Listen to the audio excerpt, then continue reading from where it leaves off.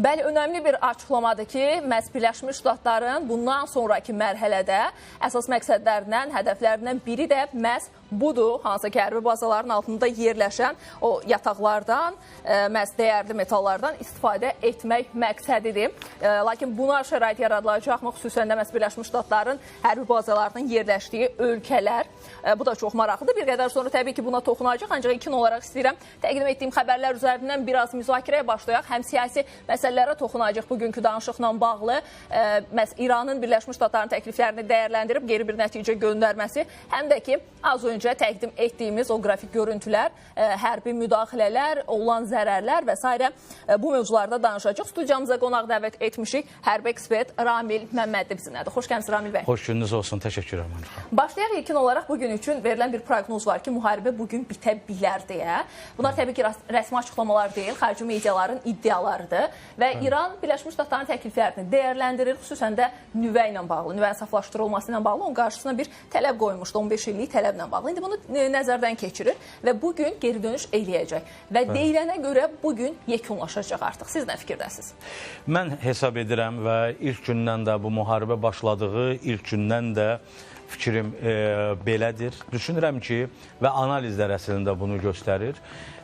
İrana qarşı olan sanksiyaların və İrana ümumiyyətlə hərbi və digər istiqamətlərdəki hücumların qarşısı alınmayacaq. Daha doğrusu bu dayandırılmayacaq. Hələ uzun müddət bu proses gedəcək. Çünki İran hazırki mövqeyini itirməmək, diplomatik masada, yəni danışıqlar masasında mövqeyini itirməmək üçün maksimum şəkildə proseslərdən və real vəziyyətdən istifadə etməyə çalışacaq. Yəni, biz düşünməməliyik ki, hesab etməməliyik ki, İran hazırki bu proseslərdə, yəni danışıqlar Amerika ilə üz-üzə danışıqlarda, tet-a-tet danışıqlarda təkdir və təklənərək hansısa şərtlər qarşısında geri çəkiləcək və Amerikanın şərtləri ilə razılaşacaq. Konkret olaraq bu məsələyə yanaşma bu cürdür.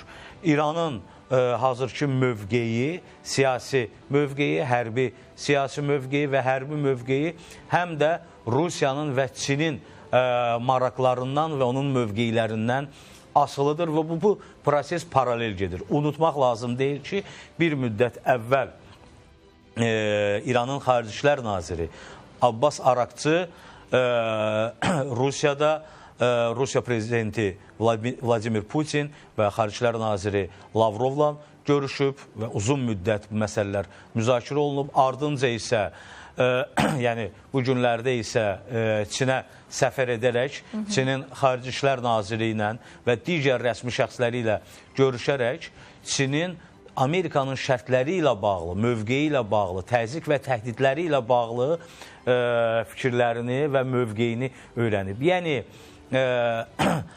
qarşılıqlı müzakirələr və analizlər və təkliflər əsasında bu danışıqlar prosesində İran öz mövqeyini nümayiş etdirəcək.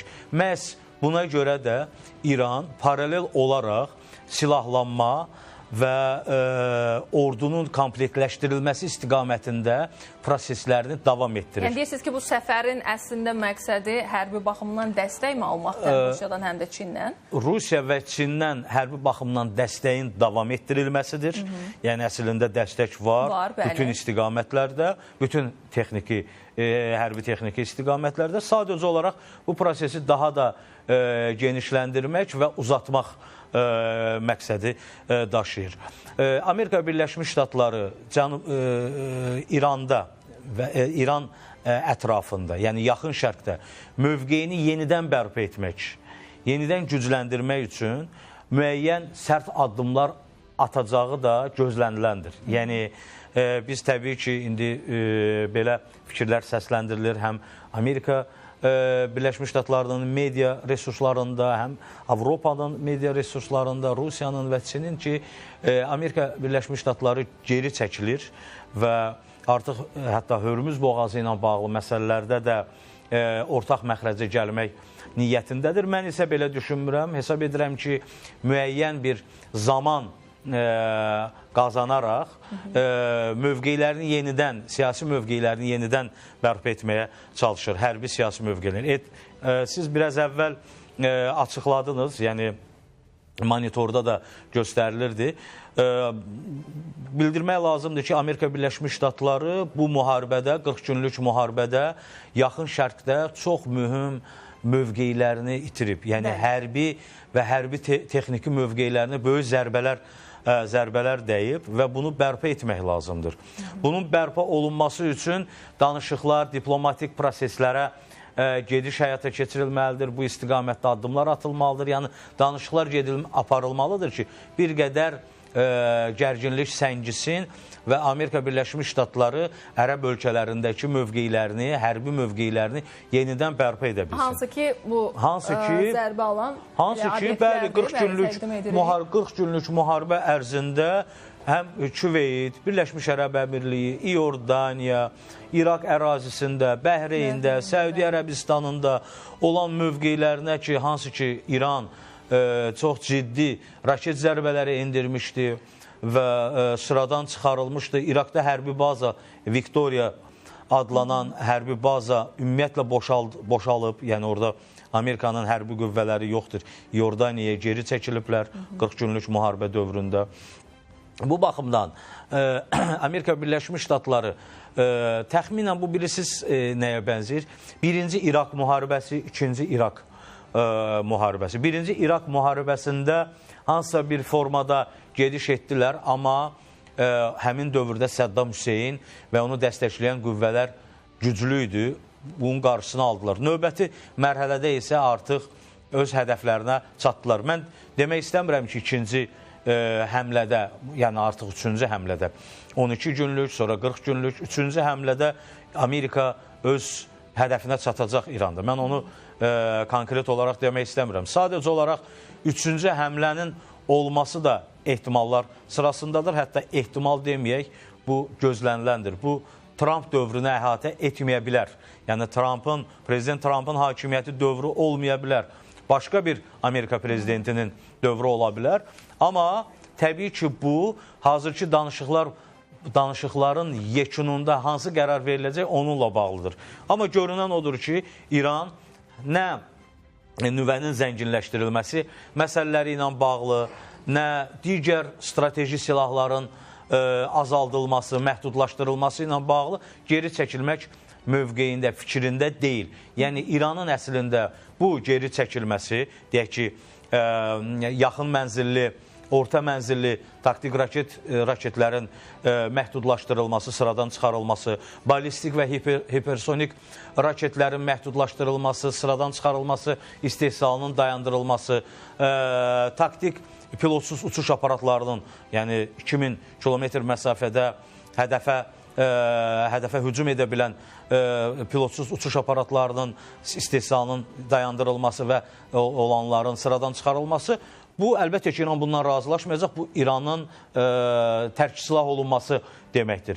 Tərk silah olunması isə İranın hazırki siyasi sisteminin çökməsi, ümumiyyətlə İranın yenidən 1978-ci ilə 79-cu ilə qayıtması deməkdir. İranın mövcud hakimiyyəti də, yəni Qərbin üstünlüyü, dominantlığı olan bir İran dövrünə qayıtmaqdan söhbət gedir.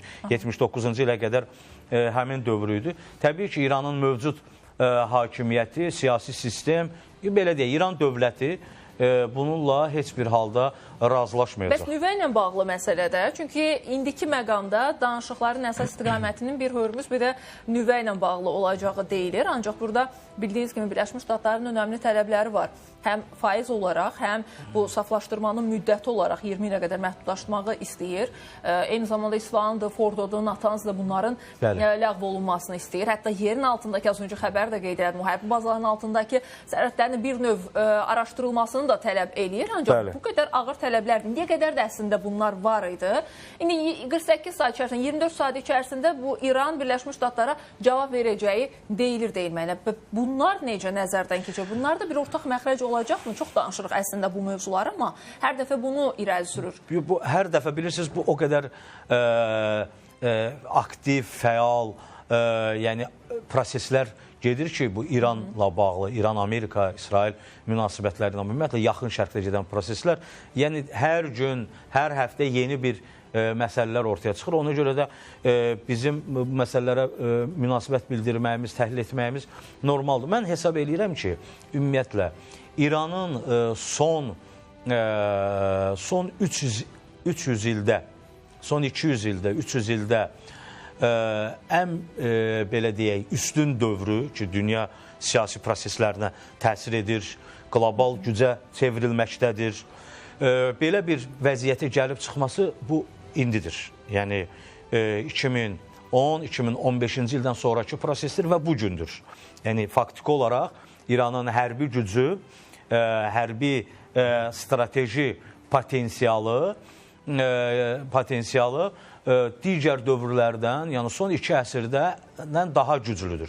Və İranın mövcud siyasi hakimiyyəti də bu fürsətdən istifadə edərək mövqeylərini daha da gücləndirmək, daha çox gücə, hərbi gücə və siyasi gücə malik olmaq və sığortalamaq, özünü kənar hücumlardan sığortalamağa çalışır. Yəni, rəqib, düşmən olan düşərgənin hücumlarından sığortalamağa çalışır. Faktiki olaraq, yəni İran son 30 ildə, 20-30 ildə ön cəhbəyə çevrilib. Yəni, şərqin, qərbin hücumları qarşısında ön cəhbəyə, qərbin şərqə hücumları qarşısında ön cəhbəyə çevrilib. Belə olan təqdirdə İranın nüvə potensialından, nüvə gücündən bəhrələnməməsi və yaxud da bəhrələnmək istəməməsi əlbəttə ki, bu ağılsızlıq olardı. Məsələ, bundan əvvəlki İran rəhbəri Xamneyinin siyasi xətti və indiki siyasi xətt, sonraki siyasi xətt məhz nüvə silahı üzərində, yəni daha doğrusu nüvə potensialı üzərində İranın gücünün daha da genişləndirilməsidir. Digər o raketlər, taktik raketlər, strateji raketlər, qitələr arası raketlər bu yan dəstəklərdir, yan güclərdir.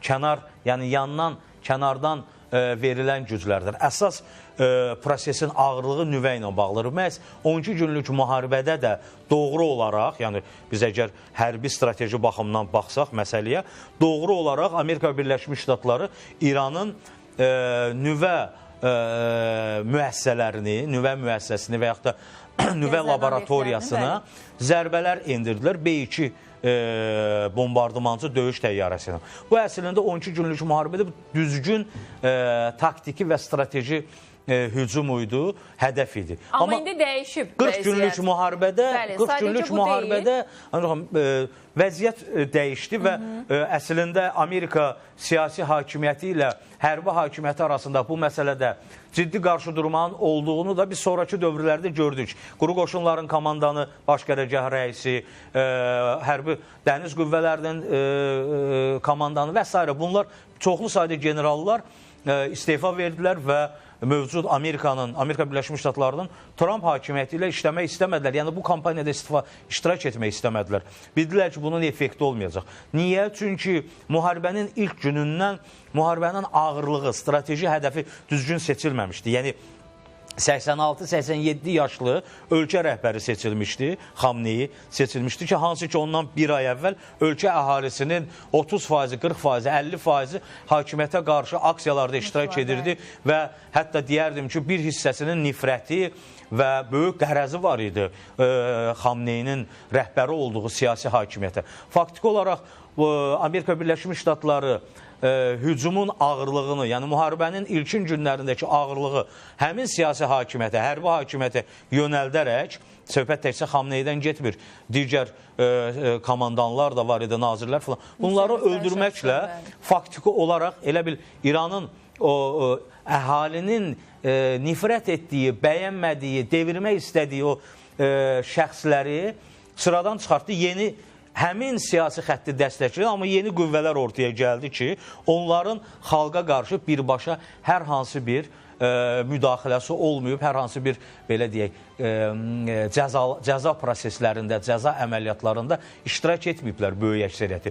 Yəni, artıq xalqın və 40 gün ərzində də xalqın böyük hissəsinin hakimiyyəti dəstəkləməsi və Amerikaya qarşı, İsrailə qarşı mövqe nümayiş etdirməsi faktiki olaraq siyasi hakimiyyətin mövqeyini daha da gücləndirdi. Söhbət, məsələ ondan ibarətdir ki, bütün bunlardan sonra, bu itkilərdən sonra, bilirik ki, İran böyük ağır itkilər verir. Bu itkilərdən sonra İranın geri çəkilərək zənginləşdirilmiş, təxminən 80%-ə qədər zənginləşdirilmiş uranını Amerikaya təhvil verməsi, prosesi dayandırması və yaxud da məhv etməsi, ləğv etməsi, ondan sonra strateji raketləri, silahların istehsalını dayandırması, sıradan çıxartması əlbəttə ki, hakimiyyətin sonunu gətirə bilər. Yəni, xalq məhz bu addıma görə hakimiyyəti devirə bilər. Dəstəklədi, bəli, bu xüsusən də mövqe ilə bağlı məsələdə deyirsiniz ki, geri addım atmayacaq. İndi görünən odur ki, çətin bir vəziyyətdir hələ ki, düzü danışıqlar deyilsə də, amma hər iki tərəf də müəyyən atacağı həm hərbi addımlardan da geri qalmır, həm də ki, diplomatik danışıqlardan da geri qalmır. Anur xan, bu biri siz təxminən nəyə bənzər? Bir dənə bunu deyim. Buyurun. Bu elə bir ki, bir postda qarşı tərəfin mövqeyi qoruyursan, bir postdasan, səngərdəsən. Sənin ən vacib silahın, deyək ki, plamyotdur, PKM plamyotudur ki, sən onunla onu qoruya bilərsən. Və düşmən də sənə iki dəfə sənə atəş açır, 3 dəfə sənə atəş açır, məcbur eləyir ki, sən o PKM-i kənara atasan, avtomatla, tapanca ilə döyüşü aparasan. Yəni, bu təxminən buna bənzəyir. Mən də hesab edirəm ki, İranın nə siyasi, nə hərbi rəhbərliyi buna getməyəcək və Rusiya, Çin də bu məsələ ilə bağlı əlbəttə ki, İranın mövqeyini dəstəkləmir. Qarşı duruma, əgər belə bir addım atarsa, İran, Rusiya və Çin kimi müttəfiqlərdən, tərəfdaşlardan kənarda qala bilər, yəni onları itirə bilər. Təşəkkür edirəm. Mən təşəkkür edirəm. Minnətdaram təhlilləriniz üçün. Siz sağ olun. Hərbi ekspert Ramil Məmmədi idi. Birləşmiş Ştatlar İran tərəfindən bugün müharibəyə son qoyula bilər deyilir. Çünki təklif gəlib, İran bunu dəyərləndirir. 48 saat içərisində də cavab verəcək.